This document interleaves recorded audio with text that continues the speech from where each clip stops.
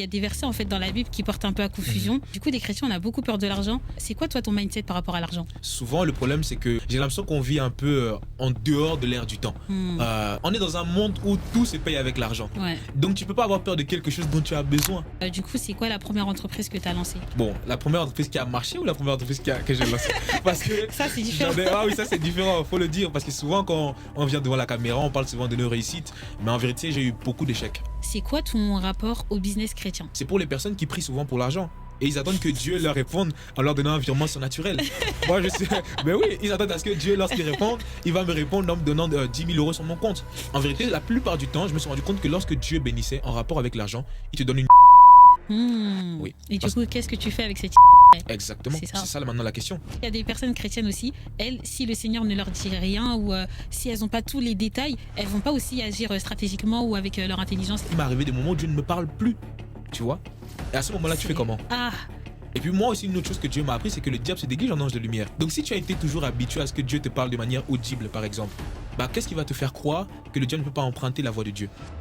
Tu sais, moi, l'église, je le vois comme le soleil. Ok. Dans l'église, il y a un trop plein de lumière. Parce qu'on dit qu'on est la lumière du monde. Mais si on s'entête à rester tous dans l'église, c'est comme le soleil. Mais à un moment donné, le soleil, il doit sortir pour pouvoir aller éclairer la terre. Amen. Donc, c'est-à-dire que si on s'entête à rester enfermé dans l'église pour briller dans un endroit où il y a déjà la lumière, on perd notre temps. J'ai une autre question. Oui. Selon toi, c'est quoi le plus gros frein d'un entrepreneur chrétien? Le plus gros frein, c'est vraiment l'orgueil, l'ego. Bonjour à tous et bienvenue sur le nouvel épisode de Business en Christ. C'est un podcast où je reçois des entrepreneurs chrétiens qui nous partagent leur expérience, leur histoire, leur réussite, leur échec. On apprend d'eux et l'objectif c'est de se lancer dans l'entrepreneuriat parce que le Seigneur veut qu'on puisse mettre en avant les talents et les dons qu'il nous a donnés pour pouvoir faire avancer son œuvre et pour qu'on soit riche et consacré. Donc je suis très honorée aujourd'hui de recevoir ce nouvel intervenant. Hello Royd, comment tu vas?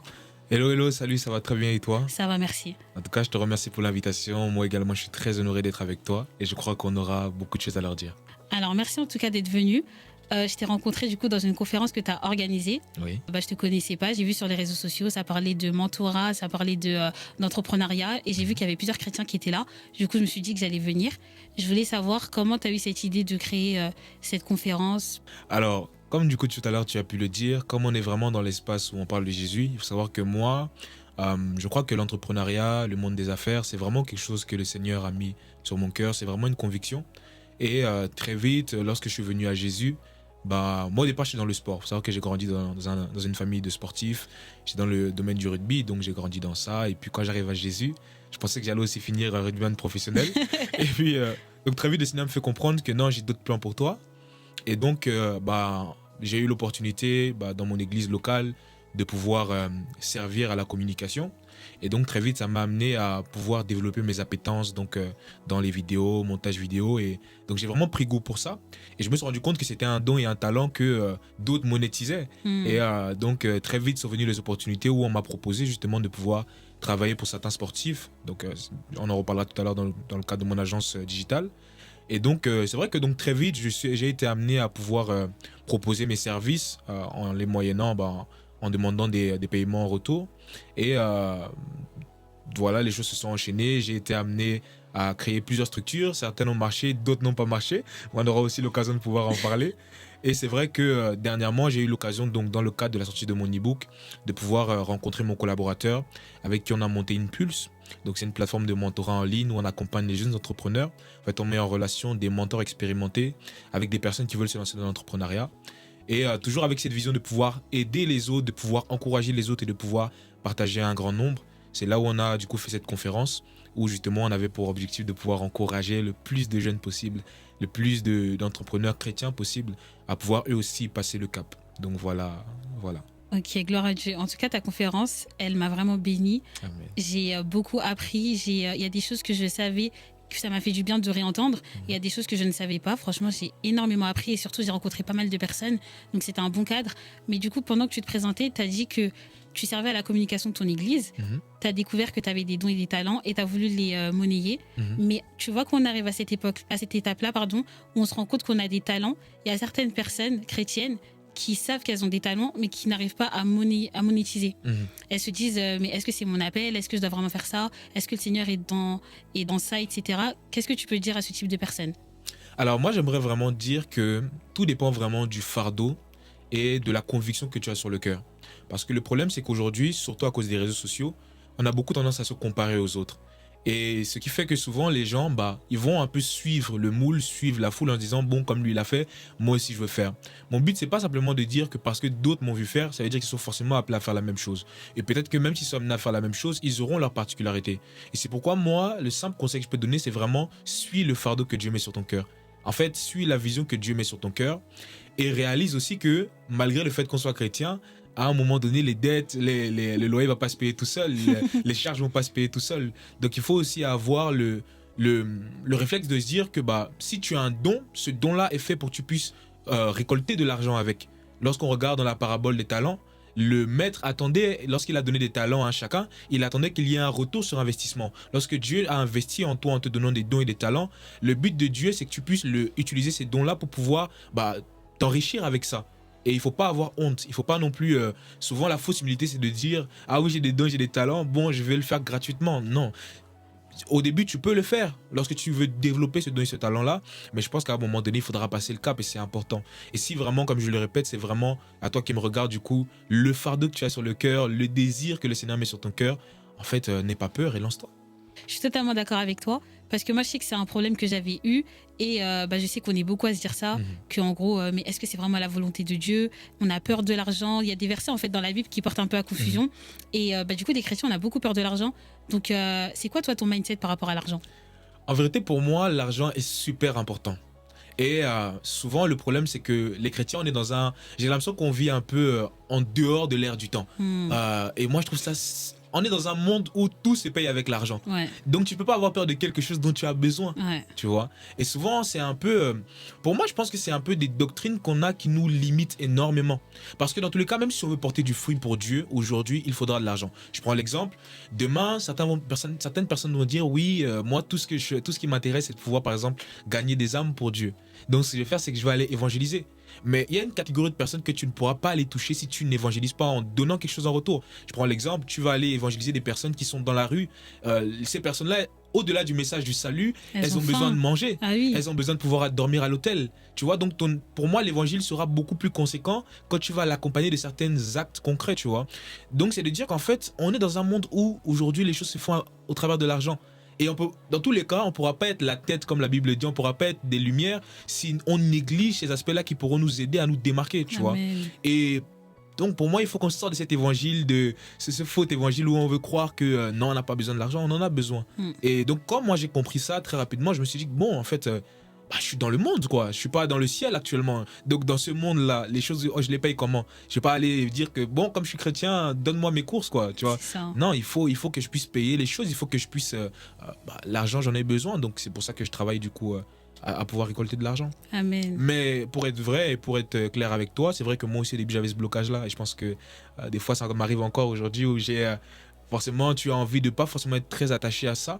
Mais il faut se rendre compte, il faut se rendre à l'évidence qu'on est dans un monde où tout se fait au travers de l'argent et ça serait dommage de se bloquer et de vivre un évangile qui n'est pas complet, parce que même quand on regarde dans la Bible, Dieu nous appelle à être prospères. Le désir de Dieu pour les chrétiens, c'est que nous soyons prospères, c'est que nous ne manquons de rien. Amen. Et donc se fermer en se disant mais non, c'est pas ce que Dieu veut pour moi, ça serait se mentir à soi-même, parce que c'est pas ce que la Bible nous dit, quoi. Amen. Et du coup, je pense que dans cette lancée-là, tu t'es dit au début que tu avais un peu peur de l'argent, etc. Tu as réussi à te débloquer à ce niveau-là et tu as réussi à te lancer. Et du coup, c'est quoi la première entreprise que tu as lancée? Alors moi, du coup, la première entreprise que j'ai eu à lancer, bon, la première entreprise qui a marché ou la première entreprise que j'ai lancée? Parce que ça, c'est différent. Ah oui, ça, c'est différent, il faut le dire. Parce que souvent, quand on vient devant la caméra, on parle souvent de nos réussites. Mais en vérité, j'ai eu beaucoup d'échecs avant de pouvoir, par la grâce de Dieu, aujourd'hui, voir certaines entreprises qui marchent très bien. Le premier projet que j'ai eu, c'était dans le dropshipping. Donc, c'est comme ça que je me suis essayé. Je me rappelle au départ, ce que je faisais, c'est que j'avais créé une structure où je vendais des produits pour la barbe. Okay. Oui, parce que moi, j'ai toujours un peu affectionné la barbe et très vite, je me suis rendu compte que malgré les produits qui sont nombreux aujourd'hui, il y a tellement un choix vaste que des fois, on ne sait pas forcément comment se positionner. Donc, c'est vrai que moi, c'était vraiment la première structure que j'ai créée. Ça n'a pas marché parce que je vendais des produits que des revendeurs vendaient déjà à Leclerc, Carrefour. Les grandes structures vendaient les mêmes produits que moi. Donc pour me positionner, surtout quand ces grandes structures-là se permettent de se mettre des prix qui ne sont pas forcément exorbitants. Moi, si je voulais pouvoir faire du profit, il fallait que je mette des prix qui étaient des fois ce qu'ils faisaient. Donc il n'y avait pas d'intérêt que les gens viennent chez moi au lieu d'aller à Leclerc, par exemple. Donc ça n'a pas marché. Bon, je me suis dit que il fallait pas que je m'arrête là. J'ai essayé de créer une marque de vêtements, ça n'a pas marché. En fait, j'ai fait beaucoup de choses. Et puis, comme je l'ai dit tout à l'heure, très vite, en fait, je me suis rendu compte à l'évidence que, en voulant créer ces structures-là de dropshipping, je me suis rendu compte que je savais faire des sites internet. J'avais, donc, à force de faire et d'échouer, je me suis rendu compte que ça a développé des compétences. J'avais une facilité à faire des sites internet. Par exemple, moi, aujourd'hui, un site internet, j'arrive à le faire en 24 heures. Okay. Et des fois, même, ça m'est arrivé de faire un site internet en 12 heures. Et je me suis rendu compte que ça, c'est pas une compétence que tout le monde a. Donc je me suis dit que ça, c'est peut-être un don et un talent que Dieu m'a montré au travers de ces opportunités qui n'ont pas marché. Et c'est là où j'aimerais aussi encourager quelqu'un qui se dit, j'ai essayé beaucoup de choses, ça n'a pas marché. Est-ce que c'est normal? Oui, c'est normal. Parce qu'en fait, ces opportunités-là, des fois où tu as l'impression d'avoir échoué, elles sont là pour que tu puisses tirer un enseignement de ça. Ok, j'ai créé ma première structure, ça n'a pas marché, mais qu'est-ce que je peux retenir de ça? Et donc c'est là où moi je me suis rendu compte que j'avais ces compétences-là. Et donc, au début, j'ai créé ma première agence digitale où je faisais des réels, comme je le faisais à l'église, quoi. Je faisais des réels, je faisais des publications sur Instagram. Et en plus de ça, je proposais aussi des services de site internet. Et c'est comme ça où, en créant la première structure, un sportif, donc un ancien joueur de Liverpool, est tombé sur ma page Instagram. Et donc, il dit, waouh, moi j'ai vu ta page Instagram, je trouve ça super clean, j'aimerais que tu puisses venir bosser pour moi. Et donc, c'est comme ça où j'ai été habité en Écosse, parce que lui, il joue en Écosse. Et donc, en habitant en Écosse, je travaillais pour sa communication directe. Tu t'es déplacé Je me suis déplacé. Wow. Ouais. Ah, t'avais la dalle. Ouais, j'avais la dalle. Je voulais réussir et j'étais convaincu que c'était dans ça que Dieu m'appelait. Amen. Et puis, il y avait aussi cette fierté-là de se dire que tu vois, en fait, ton travail commencer à apporter du fruit. Surtout que il payait mes billets d'avion, j'étais nourri, logé. Et puis, c'était une fierté aussi de pouvoir se déplacer avec un joueur qui, avant, jouait à Liverpool, qui maintenant joue dans un très grand club aussi. Donc, c'était aussi... tu as cette fierté de te dire, enfin, quoi. Ouais, enfin, je vois le fruit de tous ces sacrifices. Et donc, après lui, j'ai eu l'occasion du coup de pouvoir signer avec 7 autres joueurs. Donc, mon agence digitale, en un mois, on a réussi à signer 8 joueurs de haut niveau, dont des joueurs de l'équipe de France, des joueurs de football américain, des rugbyman. Et puis, voilà, on a été amené à avoir ces 8 joueurs. Sauf que dans le deuxième mois de la création de l'agence, je perds la plupart des joueurs. Il n'en reste que 2. Ouais. C'est ce que souvent on ne dit pas, c'est que ça a marché au début. Ah ouais. Mais il y a des moments aussi où des fois... Il y a des creux. Il y a des creux. Et dans ces creux-là, tu dois réfléchir. Un entrepreneur, c'est quelqu'un qui ne reste pas là à se morfondre. C'est quelqu'un qui doit tout le temps innover. Donc, c'est là où je me suis posé la question, bon, qu'est-ce que je peux faire de plus? Qu'est-ce que je peux faire justement pour ne pas rester dans ce creux-là? Et c'est de là où le Seigneur m'a inspiré en fait que une des particularités que j'avais commencé à développer à cause de ces échecs, c'est ce qu'on appelle la résilience. Et c'est comme ça où j'ai eu l'idée de me dire, mais avec tous ces échecs que j'ai eus, moi, il y a des choses que je peux enseigner aux autres pour que lorsque eux, ils vont lancer leur structure aussi, ils ne soient pas amenés à faire les mêmes erreurs que moi. Et je me suis rendu compte que l'une des choses qui a fait que j'ai pas abandonné, c'est le fait que j'étais résilient. C'est le fait que j'avais une vision claire de ce que je voulais faire et que je ne voulais pas justement laisser mes échecs être la finalité de mon parcours, mais justement que mes échecs soient un témoignage que je puisse utiliser par la suite pour pouvoir bénir et édifier d'autres personnes. Et donc, c'est comme ça où j'ai écrit mon e-book « La résilience clé infaillible du succès », qui, dès le deuxième jour de sa sortie, a été premier sur Amazon. Wow, incroyable. Ouais. Félicitations. Et, merci beaucoup. Et donc, c'est comme ça où j'ai été, du coup, dans le cadre de cet e-book-là, amené à rencontrer mon collaborateur. Et ensemble, du coup, on a créé Impulse, du coup, qui est une plateforme où on met en relation des entrepreneurs avec des mentors expérimentés. C'est donc, tout un parcours, en fait. Et du coup, c'est étape par étape. Mais si tu n'avais pas voulu respecter toutes les étapes, aujourd'hui, tu ne serais pas là. Aujourd'hui, je ne serais pas là. Et pour te dire même vrai, lorsque, par exemple, j'ai été... là, on va parler un peu... on va se dire les choses parce que c'est aussi le but de ton podcast. Lorsque, du coup, le premier mois, je crée l'agence de digital, on est amené à avoir énormément d'argent qui rentre en très peu de temps. Pour être vrai avec toi, je crois que le premier mois, on avoisine pas moins de 4 000 €. Et donc, tu es un jeune de 20 ans qui est amené à collaborer avec des très grands sportifs. Tu vois 4 000 € qui rentrent sur le compte. Tu te dis, c'est bon, quoi. C'est l'ascension. Donc, je vais continuer. Après 4 000, c'est 5 000. Après 5 000, c'est 10 000. Après 10 000, c'est 20 000. Et puis, donc, quand tu arrives dans le deuxième mois où tu perds la plupart des joueurs, il n'y a plus d'entrée à ce moment-là. Ouais. Et j'avais envie d'abandonner. Et donc, moi, quand je prie, je dis, Seigneur, mais c'est toi qui m'as appelé dans ça. comment est-ce que tu peux permettre que le premier mois, j'ai les 8 joueurs, le deuxième mois, j'ai plus de joueurs? Qu'est-ce que je fais maintenant? Et donc, Dieu me dit, le Seigneur me dit, bah, tu vas écrire cet e-book.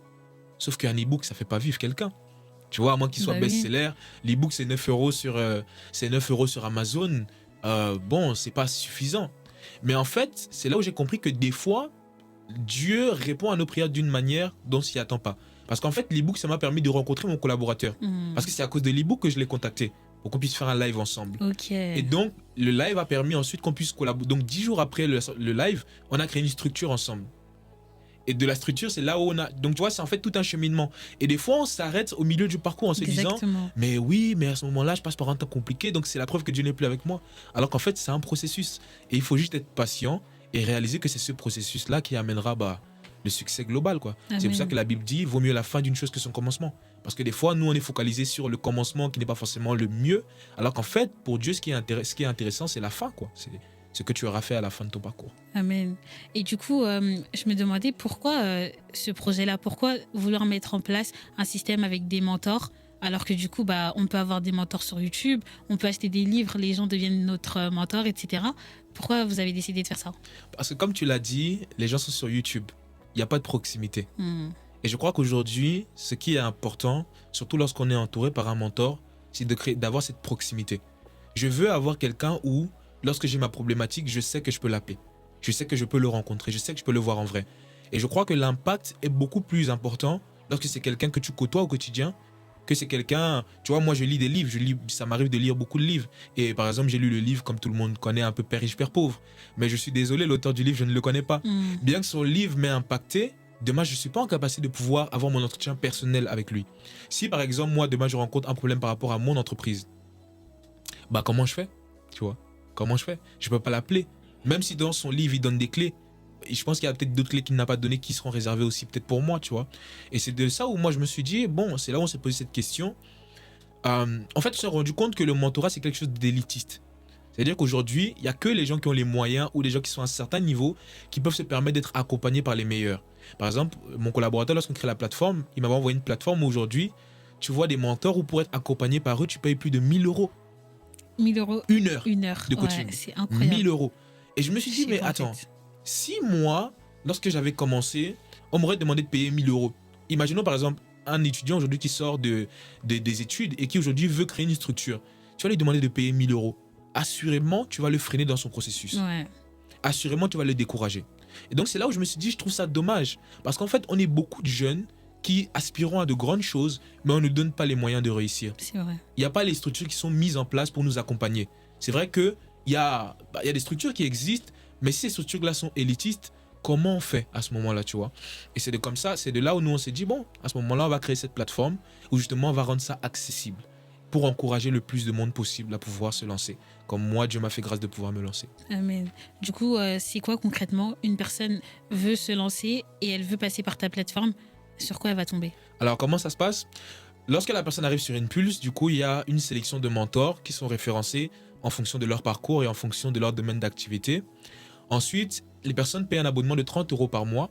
Et pendant l'abonnement, donc pendant le mois, pendant la mensualité, elle aura accès à autant de rendez-vous qu'elle souhaite de 30 minutes avec le mentor de son choix. Okay. Je prends un exemple. Demain, tu veux créer ta structure. Tu as besoin de moi, par exemple, pour le digital marketing. Je suis à ta disponibilité pendant tout le mois de ton abonnement. Tu payes seulement 30 euros par mois et tu pourras avoir accès à moi autant de fois que tu le voudras. Comme je te l'ai dit tout à l'heure, justement, le fait est que si demain, par exemple, tu rencontres un problème sur un instant T, tu prends rendez-vous avec moi, je résous ton problème et on avance ensemble. Ouais. Ce qui est aussi intéressant, ça permet qu'il y ait un suivi.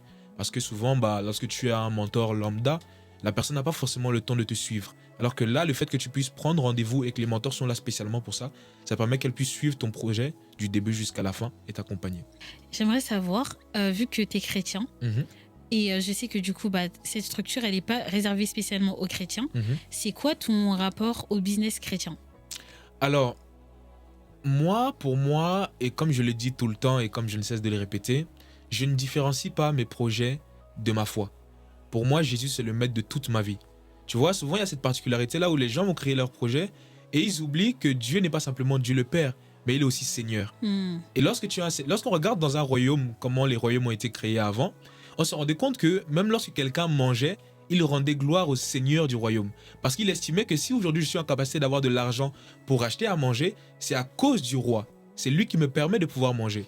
Donc pour moi, tout naturellement, même si ce projet-là, on ne met pas Jésus en façade, ça lui appartient. Amen. Et tout ce que je crée, tout ce que j'ai aujourd'hui appartient à Dieu. Parce que j'estime que non seulement mon collaborateur, je ne l'aurais pas rencontré si Dieu n'était pas dans l'équation, mais tout ce qu'on est en train de faire aujourd'hui, même si ce n'est pas parce qu'on a mis Jésus en façade, c'est la grâce de Dieu qui me propulse, tu vois. Amen. Donc c'est vrai que, et moi souvent je veux alerter les gens là qui créent leur projet, c'est pas toujours, lorsqu'on dit qu'un projet est fait pour Dieu, c'est pas toujours en mettant Jésus dans ta biographie. Exactement. Ça veut dire que c'est pour Dieu.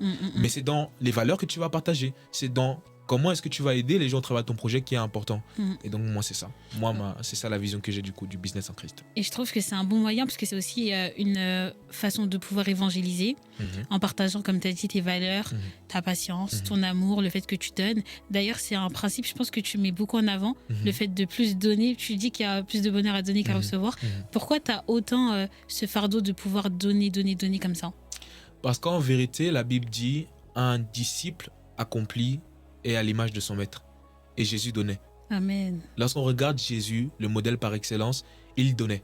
Et il donnait sans compter. Le problème, c'est qu'aujourd'hui, on est dans une génération où on a souvent un amour qui est superficiel. Un amour qui est d'abord intéressé. On va d'abord se demander, si je donne, qu'est-ce que j'aurai en retour? On va d'abord se poser cette question, ah là, si je donne trop, qu'est-ce que moi j'aurai finalement? Et je pense que c'est simplement arriver à comprendre qu'est-ce que Dieu attend de nous. Tu vois, tout à l'heure, tu disais que l'un des moyens de pouvoir parler de Jésus au travers de mon business, c'est de pouvoir partager l'amour. C'est de pouvoir essayer de demeurer le plus possible dans les valeurs que la Bible nous amène à pouvoir promulguer. Et moi, quand je regarde ma Bible, quand je regarde Jésus, je me rends compte que c'est quelqu'un qui aimait énormément. Par exemple, l'une des choses qui faisait que Jésus guérissait les malades, c'est pas simplement parce que Dieu lui demandait de guérir les malades. La Bible dit toujours, avant que Jésus guérissait les malades, si on regarde le verset d'avant, le paragraphe d'avant, la Bible disait une chose, c'est que Ému était épris de compassion. Amen. Il avait de la compassion. En fait, il ne guérissait pas parce que Dieu lui a demandé de guérir, mais il guérissait parce que son cœur était touché. Et je pense que c'est ça. Pour moi, aujourd'hui, on ne peut pas vouloir parler de Jésus, on ne peut pas vouloir être dans le domaine de l'entrepreneuriat, on ne peut pas vouloir être dans le business si le moteur même de ça, c'est pas l'amour. C'est pourquoi moi, ce que je bâtis, je ne le bâtis pas pour avoir d'abord de l'argent. Je le bâtis d'abord en posant cette question, qu'est-ce que je peux faire pour les autres? Et d'ailleurs, je crois même que aujourd'hui, les plus grandes entreprises, c'est des entreprises qui répondent à des problématiques. Donc, c'est sûr que si mon objectif aujourd'hui, c'est juste de gagner de l'argent, je gagnerai de l'argent, mais ça ne durera pas dans le temps. Et Dieu ne va pas s'investir dedans. Alors que si, au travers de ce business-là, je réponds à une problématique, j'accompagne les autres, j'aide les autres à réussir, assurément, c'est certain, Dieu s'investira dedans. Et j'ai tout à gagner à ce que Dieu s'investisse dans mon projet. Tu penses que ça, c'est un principe qui fonctionne pour tout le monde ou ça s'attache vraiment qu'aux chrétiens? Pour moi, c'est un principe qui fonctionne pour tout le monde, parce que les lois que Dieu a établies ne sont pas des lois que réservées aux chrétiens. Exactement. Ouais. Lorsque Dieu nous demande, par exemple, lorsque certains principes sont mis en avant dans la parole, ce n'est pas mis avant ça spécialement pour les chrétiens. Donc ça veut dire que forcément, si tu mets en pratique ces principes-là, tu en récolteras les fruits. Par exemple, le principe de la semence et de la moisson. À celui qui donnera beaucoup, il récoltera beaucoup. Celui qui donnera beaucoup, récoltera beaucoup. La Bible ne dit pas que c'est réservé pour les chrétiens. On peut même le voir d'ailleurs, et pour ceux qui ne le savent pas, les personnes qu'on voit souvent à la télé, c'est des personnes qui donnent énormément. Et même pour te donner un autre secret, lorsqu'on voit certaines personnes qui passent à la télé, je tairai certains noms, ces personnes-là, c'est des personnes qui sèment dans des églises. C'est pas forcément des personnes qui sont chrétiens ou qui vont à l'église, mais c'est des personnes qui ont compris que c'est un principe que Dieu a mis pour tout le monde. Ouais. C'est un principe que Dieu a mis pour tout le monde. Et d'ailleurs, de l'autre côté, pour ceux qui ne suivent pas Dieu et pour ceux qui sont occultistes, par exemple, désolé de le dire de cette manière-là, c'est des personnes qui ont compris ce principe. Et c'est pour ça que c'est des personnes qui sacrifient et qui ont en retour parce qu'ils sacrifient. Donc, c'est des principes que Dieu a mis en place que si on suit ces principes-là, assurément, que tu sois chrétien, musulman, bouddhiste ou je ne sais quoi d'autre, tu verras le fruit de ça. Amen. Et carrément, c'est un peu malheureux de voir que eux, ils l'ont compris. Donc, ils donnent. Il y a plusieurs personnes qui sont à la tête de grandes entreprises. C'est les premiers à donner dans des orphelinats, etc. Parce qu'ils ont compris ce principe-là. Et nous, en fait, on a du mal à donner. À chaque fois qu'on doit donner, que ce soit la dîme, les offrandes, on réfléchit, mais finalement, comment moi, je vais faire, etc. Alors que plus tu donnes et plus Dieu t'élève et plus Dieu te rend aussi. Donc, c'est bien que tu mettes en avant ce principe-là. Si je peux même rebondir par rapport à ça, et une des choses que j'aimerais dire, c'est que l'une des choses qui nous empêche souvent de donner, en fait, en vérité, on ne se rend pas compte que indirectement, et désolé de le dire de cette manière-là, c'est un moyen que le diable utilise pour nous freiner nous-mêmes. C'est un moyen qu'il utilise. Souvent, on est aveuglé. On est tellement focalisé sur le fait de garder qu'on oublie ces principes-là. On oublie que c'est des principes que Dieu a d'abord mis en place à la base pour ses enfants. Et nous-mêmes, les enfants de Dieu, on ne pratique pas ces choses-là. Et on est frustré de voir d'autres personnes qui ne sont pas enfants de Dieu mettre en pratique ces principes et ça réussit. Mais la question qu'on devrait se poser, c'est si pour lui ça réussit et que ce principe-là, il l'a tiré de la Bible, à plus forte raison, moi qui suis enfant de Dieu. Et c'est souvent là où moi je dis souvent une chose, c'est que le diable ne nous combat pas frontalement, il nous combat de manière subtile. Parce que s'il met dans ton cœur ce doute par rapport à un principe que ton père t'a donné, bah assurément, tu vas te priver de certaines bénédictions qui sont pour toi à la base, mais que d'autres vont bénéficier parce que il n'aura pas mis ce... En fait, c'est comme s'il nous aveugle, quoi. Exactement. Et pendant qu'eux ne sont pas aveuglés et comprennent ces principes et ça marche très bien. Par exemple, je vais te dire un secret, enfin, je sais pas si c'est un secret maintenant que je le dis, mais moi, je donne énormément. Je donne énormément. Et en vérité, je t'assure, j'ai toujours vu Dieu me donner un retour. Amen. Pas forcément comme je m'imaginais, parce que souvent, lorsqu'on donne, on s'attend à ce que Dieu nous donne en nous donnant de l'argent en retour. Des fois, Dieu m'a béni en me donnant des connexions. Des fois, Dieu m'a béni en me donnant des idées d'entreprise. D'ailleurs, je pense qu'on pourra en parler tout à l'heure. C'est pour les personnes qui prient souvent pour l'argent. Et ils attendent que Dieu leur réponde en leur donnant un virement surnaturel. Moi, je sais. Mais oui, ils attendent à ce que Dieu, lorsqu'il répond, il va me répondre en me donnant 10 000 euros sur mon compte. En vérité, la plupart du temps, je me suis rendu compte que lorsque Dieu bénissait en rapport avec l'argent, il te donne une idée d'entreprise. Oui. Et du coup, qu'est-ce que tu fais avec cette idée après? Exactement. C'est ça. C'est ça maintenant la question. C'est que toi, tu as prié pour avoir l'argent. Dieu ne veut pas t'enfantiliser. Donc, ce qu'il va faire, c'est qu'il va te donner un projet qui ne va pas juste te donner 10 000 euros, mais qui, sur le long terme, va te permettre peut-être de ramasser plus de des millions d'euros, tu vois. Et donc, maintenant, c'est ça. C'est que nous, souvent, on veut un peu que Dieu nous mette la cuillère dans la bouche en disant, ben voilà, tiens, ton virement surnaturel, alors qu'en vérité, c'est pas ça qui sera le plus productif pour nous, tu vois. J'avoue que moi aussi, des fois, j'ai déjà attendu un virements surnaturel. Je m'attendais, je priais, etc. Je m'attendais à ce qu'il y ait des miracle money, yes, etc. Finalement, non. En fait, Non. quand on a des idées, la première chose, je pense, qu'on rencontre des fois, c'est le doute, mais aussi la peur. On a peur que ce soit du regard des autres, que ce soit le fait de se lancer tout simplement, la peur de l'échec. Il y a tellement de choses que le diable utilise pour nous garder emprisonnés. Et vraiment, le fait d'avoir des lumières, le fait d'avoir des connaissances et de savoir que même le Seigneur est avec toi, il veut que tu te lances, bah, ça nous aide finalement. Bien sûr. Et c'est pourquoi, moi, je dirais que l'une des clés les plus importantes pour quelqu'un qui veut se lancer dans l'entrepreneuriat, c'est sa relation avec Dieu. C'est pas d'abord son niveau d'intelligence. Pour ceux qui ne le savent pas, je me suis arrêté au bac. Et aujourd'hui, quand les gens regardent ce que Dieu met en avant dans ma vie, ils sont surpris parce qu'ils ont l'impression que peut-être que j'ai fait un doctorat, tu vois. En vérité, c'est pas d'abord une question d'intelligence, de sagesse ou de diplôme. C'est d'abord, est-ce que Dieu est avec toi? Si Dieu est avec toi, assurément, tu verras des fruits du fait que Dieu est avec toi. Même lorsqu'on peut regarder dans la Bible, par exemple, toutes les personnes qui ont prospéré, la Bible dit toujours une chose. Je prends l'exemple, par exemple, de Joseph. La Bible dit que Dieu était avec Joseph. Et la conséquence du fait que Dieu est avec Joseph, c'est qu'on va voir qu'il va prospérer dans toutes ses entreprises. Mais la Bible dit, Dieu fut avec lui. Tu vois? Amen. Et souvent, on veut enlever ce Dieu est avec moi pour le remplacer par il faut que j'ai beaucoup de diplômes. Il faut que j'ai beaucoup de sagesse ou de connaissances. Et on se met nous-mêmes des blocages. Et c'est pourquoi moi, je dirais à quelqu'un qui nous regarde, le plus grand secret d'un chrétien qui réussit dans son domaine, c'est sa relation et son intimité avec Dieu. Comme tu le disais aussi tout à l'heure, il y a certains blocages qui vont se débloquer dans ton intimité avec Dieu. Lorsque j'ai voulu me lancer, comme Moïse, je me suis posé la question, Seigneur, mais pourquoi moi? Et comment est-ce que le blocage est parti? C'est lorsque dans mon lieu secret, Dieu m'a rassuré. Amen. En me disant que même si tu ne t'en sens pas capable, sois rassuré, le Saint-Esprit sera avec toi. Amen. Tu vois. Pareil pour moi. Voilà. Ouais, vraiment. Moi, Moi, tu confirmes.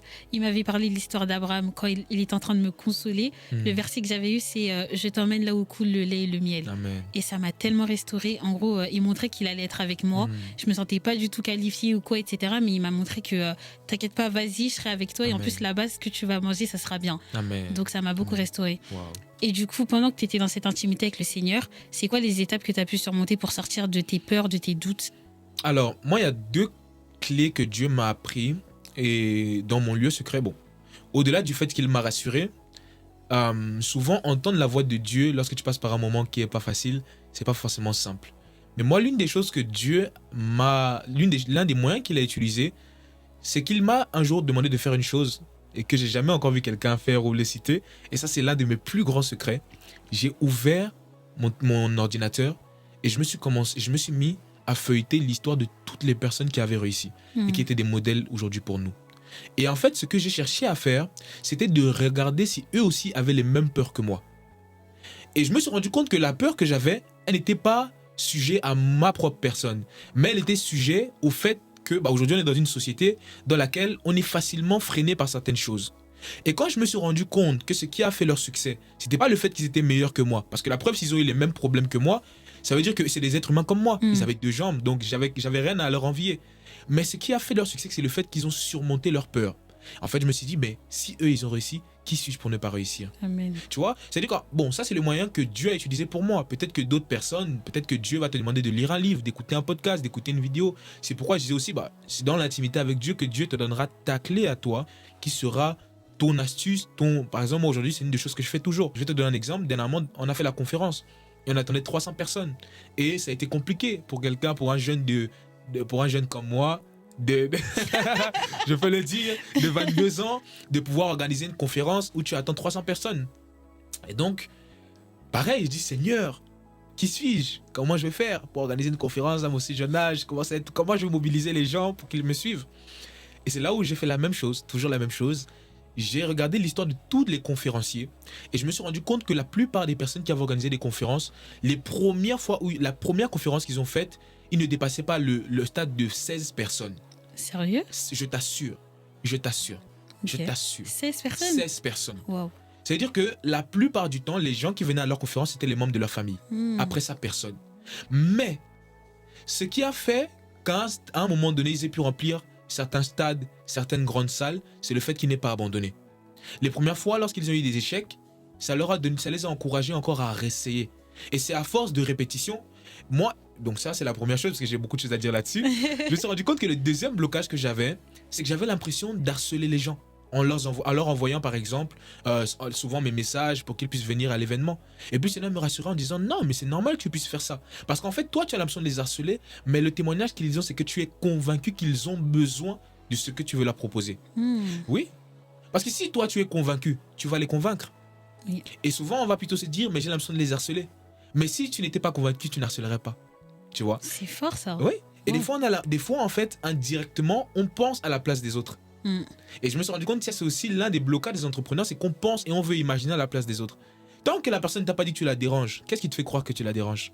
C'est vrai que je suis dans ton groupe du coup Impulse sur WhatsApp et quand je te vois envoyer des messages, je me dis mais purée, il est déterminé. Je me dis pas que tu harcèles les gens, je me dis que tu es déterminé, bien tu sûr. Sais où tu vas. C'est vraiment ça, c'est fort. Alors que si je m'étais laissé envahir par cette peur où j'ai l'impression de te déranger, je ne le ferais pas. Et souvent c'est ça le problème qu'on a, c'est qu'on a plein de blocages où on se dit mais est-ce qu'ils vont apprécier mon message? En fait c'est le regard des autres qui nous dérange, quoi, tu vois. Mais justement quand tu arrives à surmonter ça et que tu restes aligné à ta vision, à ce que Dieu t'a montré, finalement, c'est plus un blocage, quoi. Amen. Quand tu as organisé la conférence, les personnes que tu as choisi d'inviter, est-ce que c'était des choix stratégiques ou est-ce que c'est le Seigneur qui t'a dit toutes les personnes que tu devais inviter? Parce qu'il y a des personnes chrétiennes aussi, elles, si le Seigneur ne leur dit rien ou si elles n'ont pas tous les détails, elles vont pas aussi agir stratégiquement ou avec leur intelligence, etc. Donc voilà, je voulais savoir. Tu sais, Dieu n'a jamais dit qu'on devait... La Bible dit... marque la vision. Dieu nous demande de marquer la vision qu'il nous a donnée, de la relire constamment. Mais la Bible n'a jamais dit que Dieu allait nous parler tous les jours comme un enfant. Ça veut dire qu'à un moment donné, il y a une deuxième loi qui rentre en corrélation, c'est la foi. Et c'est le fait, et la foi, la Bible dit, la foi sans les œuvres est morte.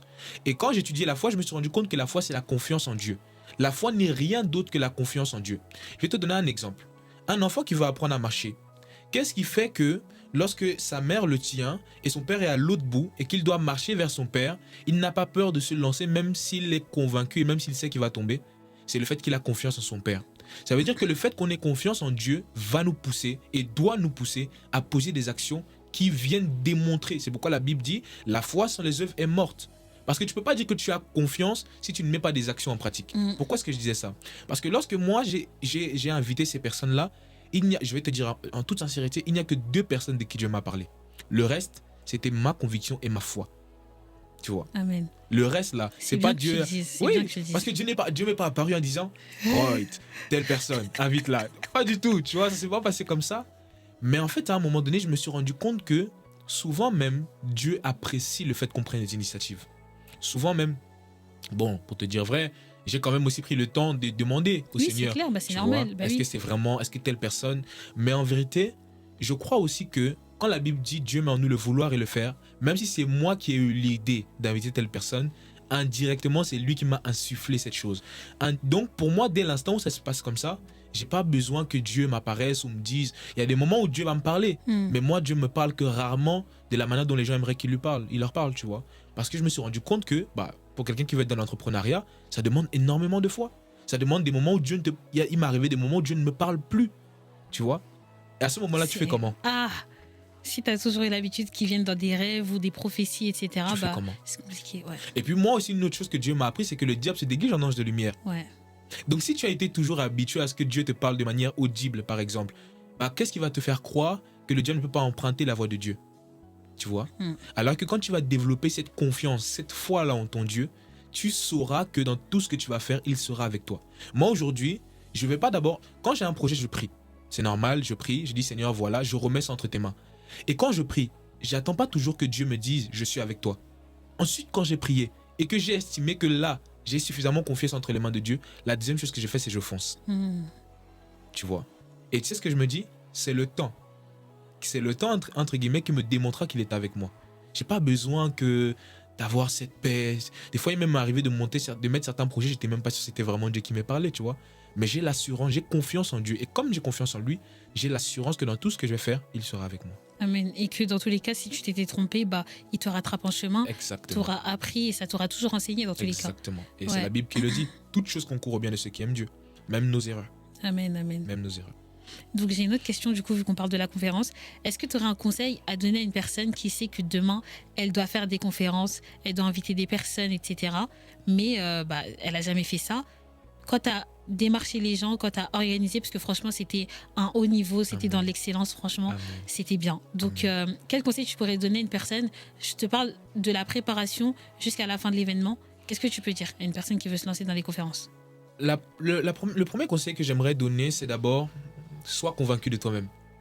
Parce que si toi, tu n'es pas convaincu que ton événement sera utile pour les autres ne te suivront pas.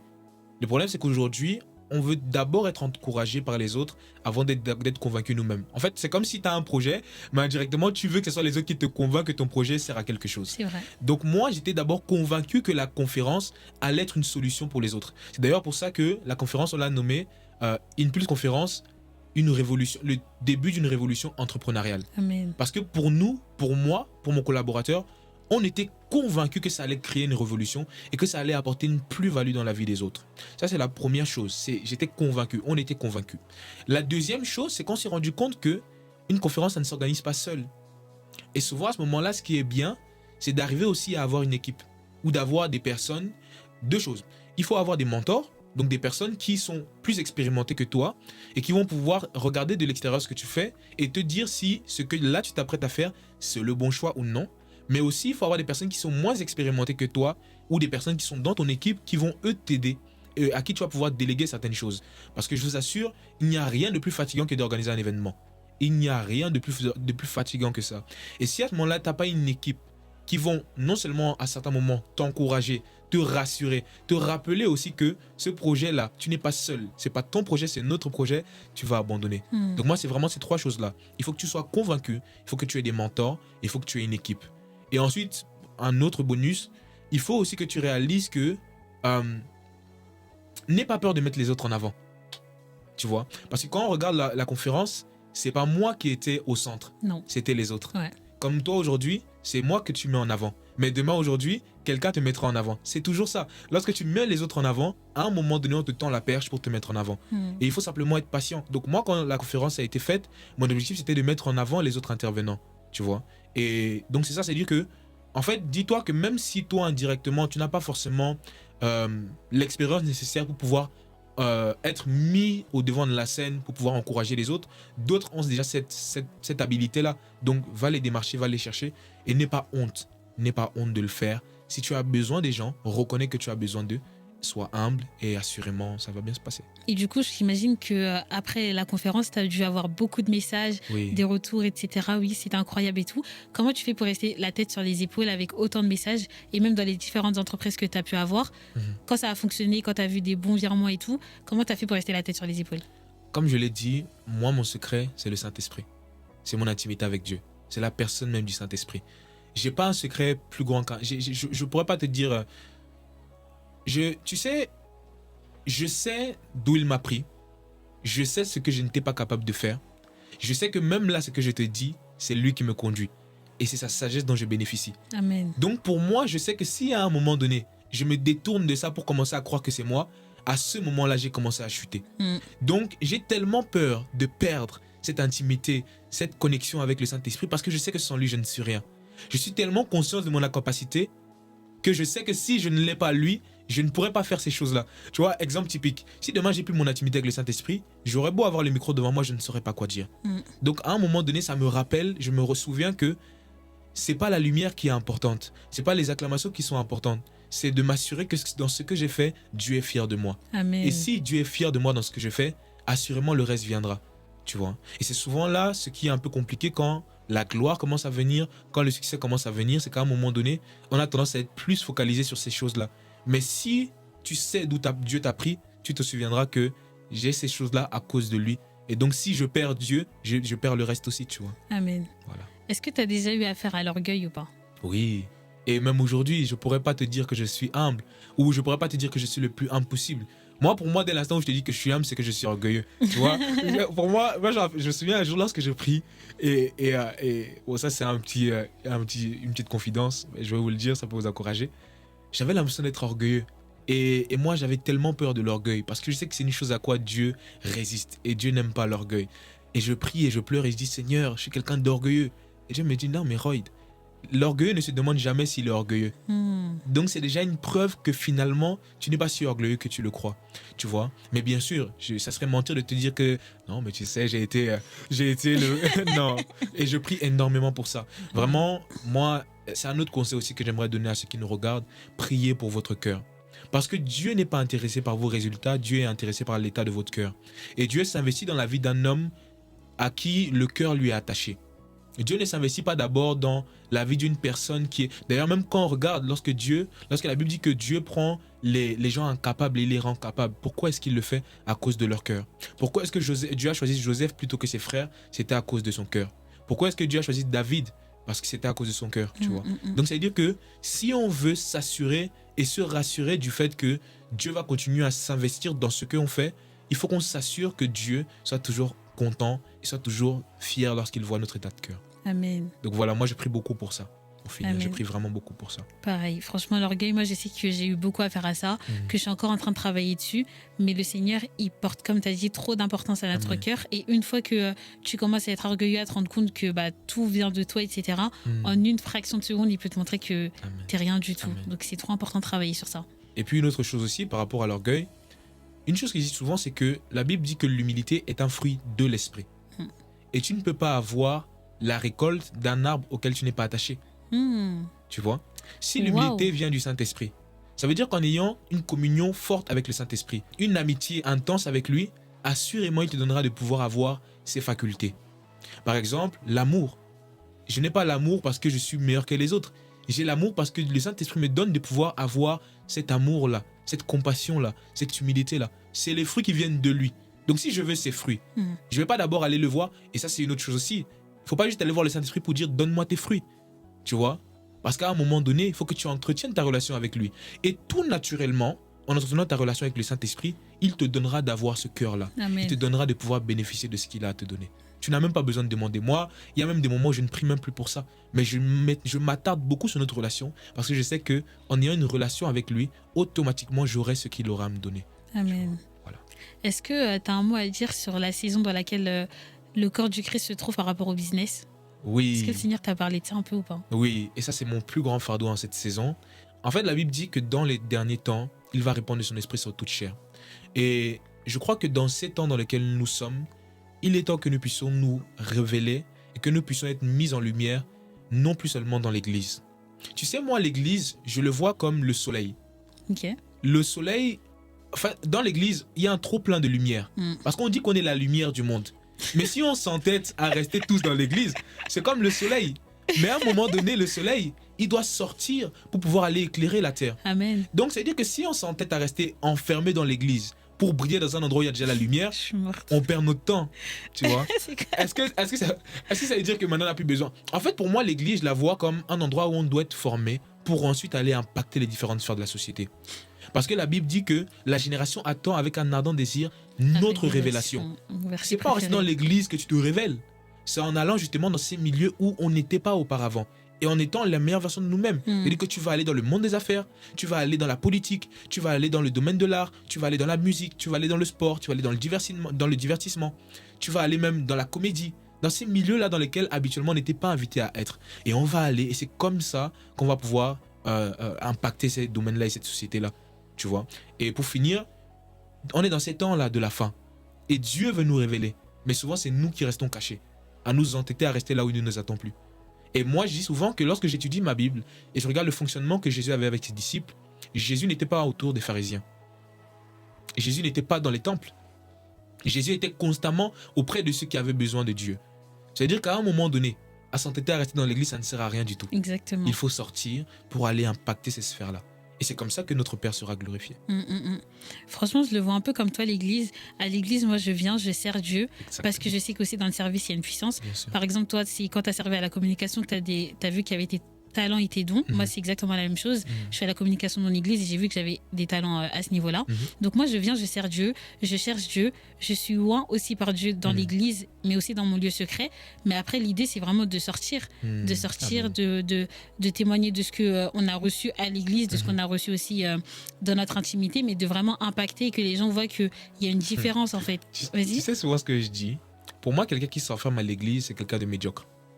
Okay. Parce que lorsque tu es au milieu de nous, tu sais, pour moi, le vrai évangile, la lumière véritable, c'est quand les gens de l'extérieur reconnaissent que tu as quelque chose de différent. Exactement. Quand les gens de l'extérieur, les gens qui ne connaissent pas Dieu, glorifient ton Père parce qu'ils voient que l'excellence que tu as vient du fait de ta relation avec Dieu.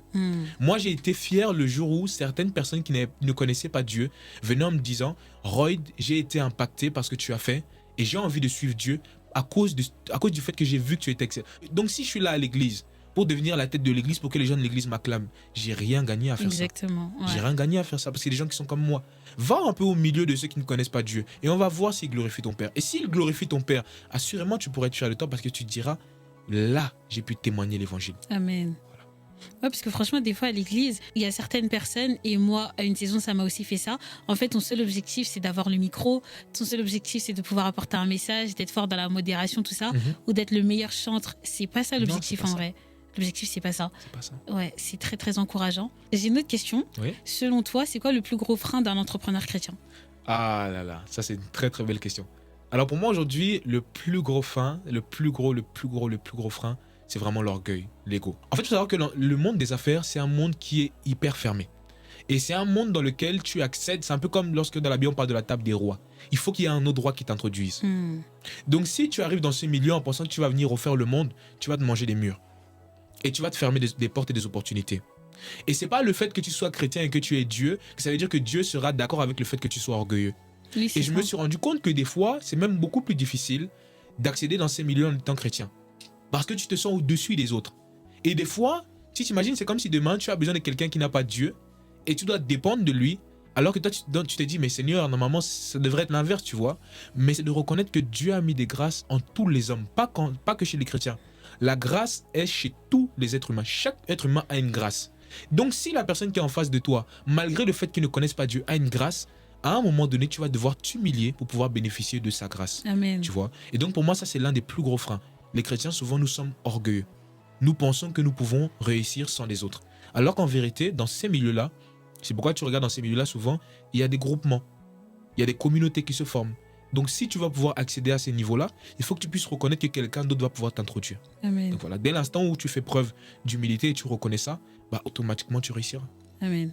Purée, aujourd'hui, on a beaucoup parlé de l'orgueil et de l'humilité, donc je pense que c'est vraiment ce que le Seigneur voulait aussi nous enseigner aujourd'hui, c'est hyper important.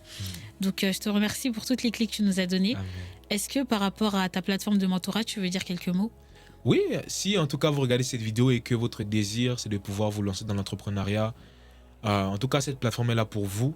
Nous on a vraiment pour objectif de pouvoir vous donner toutes les clés nécessaires et de vous mettre en relation avec des personnes qui ont déjà réussi dans leur milieu. Moi, c'est souvent une chose que je dis, pour moi la plus grande richesse c'est de pouvoir apprendre de ceux qui ont déjà réussi.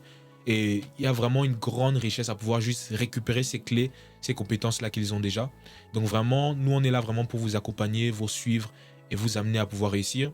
Qui plus est, c'est très abordable, vraiment 30 euros, c'est même c'est presque le prix d'un abonnement Netflix. Mais là, c'est 30 euros que vous investissez dans votre avenir et dans votre réussite. Donc voilà, en tout cas, on sera heureux, on se fera un plaisir de pouvoir vous accompagner et on a hâte de vous recevoir sur Impulse Mentoring.